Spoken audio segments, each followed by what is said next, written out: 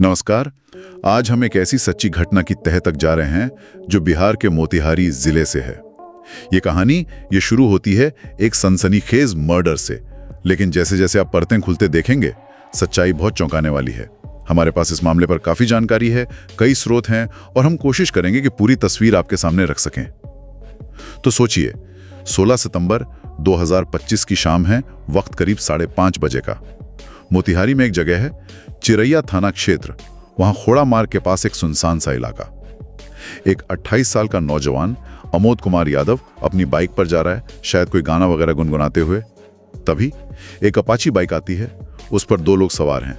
वो उसे रोकते हैं, शायद हाय हेलो करते हैं और फिर अचानक पिस्तौल और तमंचे से उस पर दनादन 4 गोलियां चला देते हैं। अमोद की वहीं मौके पर ही मौत हो जाती है। हाँ, और ये खबर जाहिर है आग की तरह फैलती है। पास में ही गांव है मोहदीपुर, घटनास्थल से कोई 10 किलोमीटर दूर ये अमोद का गांव था। वहां जैसे ही खबर पहुंचती है, परिवार वाले, गांव वाले सब भागे भागे घटनास्थल की तरफ आते हैं। पहचान होती है, हाँ ये अमोद कुमार यादव ही हैं। और यहीं पर मामला एकदम नाटकीय हो जाता है।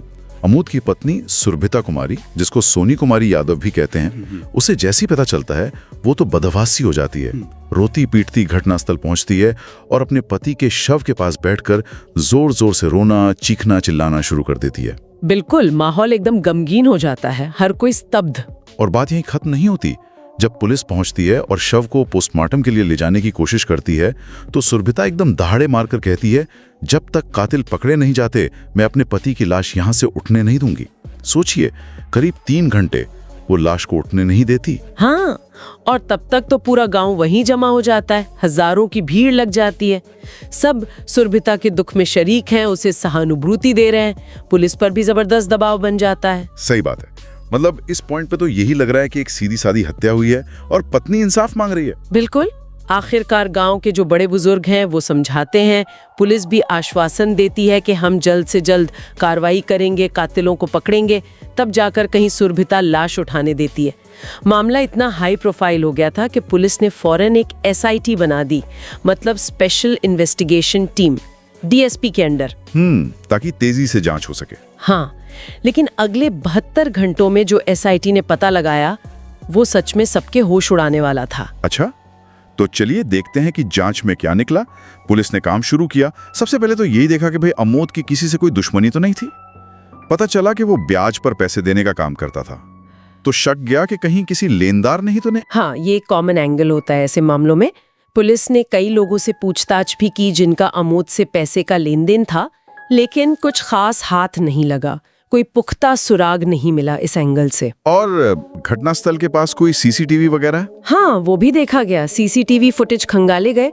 उसमें वो अपाची बाइक दिखी भी जिस पर 2 लोग थे, मगर दिक्कत ये थी कि ना तो सवारों के चेहरे साफ दिख रहे थे, ना ही बाइक का नंबर प्लेट पढ़ा जा रहा था। तो मतलब CCTV से भी कोई सीधी मदद नहीं मिली? नहीं, कोई खास लीड नहीं मिली। जांच एक तरह से अटक सी गई थी। तो फिर पहला सुराग कहाँ से मिला? गांव वालों का प्रेशर भी तो बढ़ रहा होगा रोज। बिल्कुल, दबाव तो बहुत ज्यादा था। यहीं पर टीम ने एक, जिसे कहते हैं स्टैंडर्ड तरीका अपनाया, जो अक्सर काम कर जाता है। उन्होंने अमोद के मोबाइल की कॉल डिटेल रिकॉर्ड यानी CDR निकलवाई। अच्छा, ये देखने के लिए कि मरने से ठीक पहले किससे बात हुई थी? हाँ, कि आखिरी बातचीत में शायद कोई हिंट मिल जाए। और पता चला कि उसकी जो लास्ट कॉल थी वो उसकी पत्नी सुरभिता की ही थी, हत्या से बस कुछ मिनट पहले। ओह, तो जब सुरभिता से पूछा गया इस कॉल के बारे में तो उसने क्या कहा? कुछ अजीब लगा उसकी बातों में? सुरभिता ने माना कि हाँ, बात तो हुई थी। उसने बताया कि अमोद अपनी बहन के घर गया हुआ था, खोड़ा गांव, वहीं से लौट रहा था, तो मैंने बस यही पूछा था कि घर कब तक आओगे। ये तो बिल्कुल नॉर्मल बात है। हाँ, अपने आप में तो इसमें कुछ भी शक करने जैसा नहीं था। कोई भी पत्नी ये पूछ सकती है। लेकिन कुछ तो हुआ होगा। लेकिन शायद पुलिस को कहीं से कोई हल्की सी भनक मिली, या शायद वो सिर्फ हर एंगल से जांच कर रहे थे। मामला क्योंकि संवेदनशील था और सुरभिता को गांव का इतना सपोर्ट था, तो पुलिस ने सीधे उससे ज्यादा पूछताछ करने के बजाय बहुत होशियारी से एक और कदम उठाया। उन्होंने सुरभिता के मोबाइल नंबर की भी CDR निकलवा ली। अच्छा, और यहीं से कहानी में मोड़ आया। बिल्कुल, यहीं से सारा खेल पलट गया। सुरभिता की CDR ने तो जांच करने वालों को भी चौंका दिया। पता चला कि सुरभिता एक खास नंबर पर बेतहाशा बात करती थी। बेतहाशा मतलब दिन हो या रात, सुबह हो या दोपहर, यहाँ तक कि देर रात 2-3 बजे भी घंटों लंबी लंबी बातें। ऐसा लग रहा था मानो 24 में से 6-7 घंटे वो उसी एक नंबर पर बात करती थी। ये पैटर्न ये बहुत असामान्य था। ये नंबर किसका था फिर? पुलिस ने फौरन इस नंबर की डिटेल निकाली। पता चला ये नंबर विकास यादव नाम के एक लड़के का था। रहने वाला तो पास के सीतामढ़ी जिले का था, लेकिन मोतिहारी में ही किराए पर रहता था। और सुरभिता से इसका क्या कनेक्शन था? यहीं पर मामला और पेचीदा हो गया। विकास यादव सुरभिता के सगे जीजा का सगा चचेरा भाई निकला। ओहो, मतलब रिश्तेदार। हाँ, इससे तो शक और बढ़ गया होगा। पुलिस ने फिर विकास से बात की। हाँ, पुलिस टीम सीधा विकास के पास पहुंची। पहले तो उसने बहुत तालमटोल की, कहा मुझे कुछ नहीं पता, आप लोग मेरे पीछे क्यों पड़े हैं, सुरभिता कौन, मतलब अनजान बनने की कोशिश की। लेकिन जैसे ही पुलिस ने सुरभिता का नाम लिया और वो सीडीआर सामने रखी जिसमें उन दोनों के बीच घंटों की बातचीत का रिकॉर्ड था, वो एकदम से टूट गया और उसने फिर पूरी कहानी उगल दी। क्या कहानी? क्या कबूल किया उसने? विकास ने माना कि उसका और सुरभिता का अफेयर सुरभिता की शादी से पहले से चल रहा था और इसमें फिजिकल रिलेशंस भी थे। शादी से पहले से? हाँ, और 2018 में अमोद से शादी हो जाने के बाद भी ये रिश्ता खत्म नहीं हुआ। मिलना जुलना भले कम हो गया था, लेकिन फोन पे बातें वो लगातार जारी थीं, घंटों। तो क्या अमोद को, पति को, इस बारे में पता चल गया था? क्या ये वजह बनी हत्या की? विकास ने यही बताया कि हाँ, कुछ टाइम पहले अमोद को शक होने लगा था उनकी बातों पर। फिर शायद एक दिन अमोद ने उन्हें पकड़ लिया, या उसे पक्का पता चल गया और गुस्से में अमोद ने सुरभिता से कहा था कि वो विकास को छोड़ेगा नहीं, जान से मार देगा। अच्छा। और ये बात सुरभिता ने तुरंत विकास को बता दिया? सर बताई या नहीं सर, बताई नहीं। विकास के मुताबिक सुरभिता ने उसे एक तरह से उकसाया। जैसे ही अमोद ने धमकी दी, सुरभिता ने फौरन विकास को फोन किया और कहा, सुनो, या तो तुम उसे मार दो या वो तुम्हें मार देगा। क्या? हाँ, उसने कहा अगर तुमने उसे नहीं मारा तो वो तुम्हें मार देगा, और मैं नहीं चाहती कि हमारी बातें बंद हो। मैं चाहती हूँ हमारी ये जिंदगी ऐसी ही चलती रहे। हे भगवान, ये तो यकीन करना मुश्किल है। पत्नी ने ही प्रेमी को उकसाया पति को मारने के लिए? हाँ, जांच में यही बात सामने आई। लेकिन हत्या के लिए तो प्लानिंग चाहिए, पैसा चाहिए, शूटर वगैरह। इसका इंतजाम कैसे हुआ? सुरभिता ने विकास से कहा कि वो अमोद की सारी मूवमेंट पे नजर रखेगी, कब आता है, कब जाता है, कहाँ जाता है, सब बताएगी। जब विकास ने कहा कि उसके पास ये सब करने के लिए पैसे नहीं हैं, तो सुरभिता ने फौरन अपने अकाउंट से 32,000 रुपए निकाले और विकास के अकाउंट में ट्रांसफर कर दिए। 32,000 रुपए? और ये ट्रांजैक्शन, ये तो पक्का सबूत बन गया होगा बाद में? बिल्कुल, ये बैंक ट्रांजैक्शन एक बहुत बड़ा सबूत साबित हुआ। पैसा मिलते ही विकास हरकत में आया। उसने अपने एक दोस्त गौतम से संपर्क किया, उसे बताया कि एक आदमी को रास्ते से हटाना है। गौतम ने फिर उसे रंजन कुमार उर्फ गोलू पटेल से मिलवाया। गोलू पटेल? ये कौन था? गोलू सिर्फ 20 साल का लड़का था, लेकिन इलाके में उसकी पहचान एक शार्प शूटर के तौर पर थी। 20 साल का शार्प शूटर, और वो 32,000 रुपए में हत्या करने को तैयार हो गया? हाँ, गोलू पटेल 32,000 रुपए में ये काम करने को राजी हो गया। उसने बस अमोद की फोटो और लोकेशन की जानकारी मांगी। ये दिखाता है कि कैसे, मतलब छोटे शहरों में भी अपराध का नेटवर्क कितना फैला हुआ है। बिल्कुल। तो 16 सितंबर को जिस दिन हत्या हुई, उस दिन क्या हुआ? हाँ, उस दिन का क्या सीक्वेंस था? शूटर तक लोकेशन कैसे पहुंची? प्लान के मुताबिक गोलू पटेल और उसका एक साथी वो अपाचे बाइक लेकर 16 सितंबर को खोड़ा मोतिहारी रोड पर उस सुनसान जगह के पास इंतजार कर रहे थे।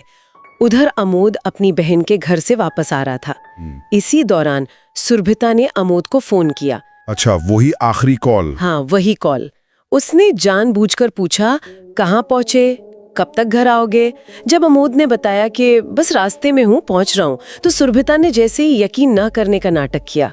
कहा, तुम झूठ बोलते हो, ठीक ठीक बताओ भी कहाँ हो, ताकि अमोद अपनी एकदम सटीक लोकेशन बता दे। ओह, ये तो कितनी ठंडे दिमाग से प्लानिंग की गई थी। हाँ, और जैसे ही अमोद ने अपनी एग्जैक्ट लोकेशन बताई, सुरभिता ने फौरन वो जानकारी विकास को दी होगी। बिल्कुल, सुरभिता को रास्ता पता था। उसने लोकेशन विकास को पास की। विकास ने तुरंत गोलू पटेल को अलर्ट कर दिया, और जैसे ही अमोद बाइक से उस पॉइंट पर पहुंचा, गोलू और उसके साथी ने उसे रोका। शायद कुछ बात करने का बहाना किया होगा, और फिर गोलियां चला दी, एक के बाद एक, 4 गोलियां। अविश्वसनीय, मतलब वही पत्नी जो पति की लाश पर दहाड़े मार मार कर रो रही थी, 3 घंटे तक लाश नहीं उठने दी, जिसने इतना बड़ा ड्रामा किया, उसी ने सब कुछ प्लान किया था, पैसा दिया, लोकेशन बताई। हाँ, जांच में यही सामने आया। तो पुलिस ने उसे कैसे कन्फ्रंट किया? उसके खिलाफ विकास के बयान के अलावा और क्या सबूत थे? विकास का कबूलनामा तो था ही, लेकिन पुलिस के पास अब और भी पुख्ता सबूत थे। एक तो सुरभिता और विकास के बीच वो घंटों की बातचीत वाली CDR, हाँ, और दूसरा सबसे ठोस सबूत, सुरभिता के बैंक अकाउंट से विकास के अकाउंट में ट्रांसफर हुए वो 32,000 रुपए का रिकॉर्ड। अच्छा, वो बैंक ट्रांजैक्शन। हाँ, ये डिजिटल सबूत थे, इन्हें झुटलाना नामुमकिन था। पुलिस इन सारे सबूतों के साथ सुरभिता के पास पहुंची। उन्होंने पूरी कहानी, विकास का बयान, CDR का ब्यौरा, बैंक ट्रांजैक्शन सब उसके सामने रख दिया। बताया कि कैसे उसने ये पूरी साजिश रची। बस सुरभिता का सारा ड्रामा वही खत्म हो गया। उसके पास कबूल करने के अलावा कोई रास्ता ही नहीं बचा था। और ये सब कितनी जल्दी हुआ, मतलब खुलासा कितनी तेजी से हुआ? पुलिस की SIT ने कमाल का काम किया, महज 72 घंटों के अंदर। 72 घंटे? हाँ, 16 सितंबर को हत्या हुई थी और 20 सितंबर 2025 तक पुलिस ने पूरा मामला सुलझा लिया था। सुरभिता को मारी उसका प्रेमी विकास यादव और वो शूटर गोलू पटेल, तीनों गिरफ्तार कर लिए गए। जब गांव वालों को ये सच्चाई पता चली होगी, उनका क्या रिएक्शन रहा होगा? वो लोग तो उसे बेचारी समझ रहे थे, उसके लिए पुलिस से भिड़ने को तैयार थे। जाहिर सी बात है, सब सन रह गए होंगे हक्के बक्के। जिस औरत के आंसुओं पर उन्हें इतना यकीन था, जिसके लिए वो इंसाफ की मांग कर रहे थे, वही अपने पति की हत्या की मास्टरमाइंड निकली। ये घटना वाकई दिखाती है कि कैसे बाहरी दिखावा कितना भ्रामक हो सकता है, सच्चाई की कितनी परतें हो सकती हैं। तो ये थी मोतिहारी की वो हैरान करने वाली कहानी, जहां आंसुओं के पीछे एक घातक प्रेम संबंध और अपने ही पति की हत्या की साजिश छिपी थी। और इस केस ने यह भी दिखाया कि आजकल डिजिटल सबूत, खासकर कॉल डिटेल्स, बैंक रिकॉर्ड्स, ये कितने अहम हो गए हैं अपराधों को सुलझाने में। बिल्कुल, ये मामला मानवीय रिश्तों की, आप कह सकते हैं, जटिलताओं को, धोखे को और जुनून किस हद तक अंधा कर सकता है, ये दिखाता है। और साथ ही ये आज की जो जांच तकनीकें हैं, उनकी ताकत भी दिखाता है। आज के डिजिटल युग में हमारे जो निशान पीछे छूटते जाते हैं, हम किससे बात कर रहे हैं, पैसा कहाँ भेज रहे हैं, कहाँ जा रहे हैं, ये सब मिलके एक ऐसी पजल बना देते हैं जिसे छुपाना अब लगभग नामुमकिन सा होता जा रहा है, चाहे अपराधी कितना भी शातिर क्यों ना हो। कहानी का अंत भी बहुत दुखद है। अमोद की तो जान चली ही गई, सुरभिता जेल में है, विकास भी सलाखों के पीछे है, लेकिन उनकी एक 3 साल की बेटी भी थी। हाँ, ये सबसे दुखद पहलू है। उस मासूम बच्ची का क्या होगा, उसका भविष्य अब कैसा होगा, ये सोचना भी मुश्किल है। सही बात है, उसकी तो कोई गलती नहीं थी। तो जाते जाते हम एक सवाल श्रोताओं के लिए छोड़ जाते हैं। क्या आज के इस डिजिटल युग में, जहां हमारी हर कॉल, हर ट्रांजैक्शन, हर लोकेशन का निशान पीछे रह जाता है, क्या कोई राज सच में राज रह सकता है? और दूसरी बात, ये घटना करीबी रिश्तों पर, खासकर पति पत्नी के बीच जो भरोसा होता है, उसकी बुनियाद पर कितना बड़ा सवाल खड़ा करती है? सोचिएगा जरूर।